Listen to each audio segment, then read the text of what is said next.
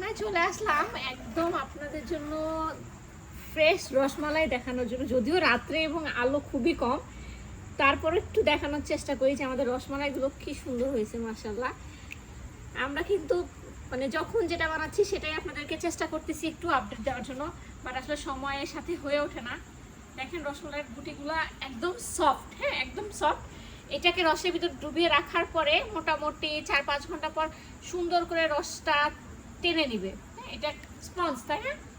Half পঞ্চ বলে, আর সিদ্ধ আছে, আবার শুধু পঞ্চ আছে, এটার ক্যাটাগরি আছে অনেকগুলো। তো আমাদের এটা হচ্ছে হাফ পঞ্চ, যার কারণে এটা যখন চাপ দিব এর ভিতর থেকে রস পুরোটাই আলাদা হয়ে যাবে। আবার যখন এটাকে প্রেস করে আমরা ছেড়ে দিব তখন এর ভিতরে পুরো দুধটা ঢুকে থাকবে, যার কারণে এটার টেস্টটা অনেক মজা। আবার এটাতে যদি একদম বেশি ঘন দুধ দিই সেক্ষেত্রে কিন্তু রসটা ভিতরে যাবে না, যার কারণে এটা একদম মিডিয়াম টাইপের একটা রস থাকে, যে আপনি মুখে দিলে এটার টেস্টটা আপনি বুঝতে পারবেন মাশাআল্লাহ। তো যারা দিতে চাচ্ছেন দ্রুত অর্ডার করে নেন। আশা করি এইটা আগামীকাল সকালে আমাদের ঢাকার উদ্দেশ্যে রওনা হবে। পরশুদিন থেকে ডেলিভারি করবো, কারণ আমরা তো এটাকে ফ্রোজেন করে দেন ডেলিভারি করি, যেহেতু এটা বগুড়া থেকে যাবে। আর দেখেন উপরে কি সুন্দর হলুদ কালার, একদম মনে করেন যে শর্ট থেকে ঘি বের হয়ে আসছে।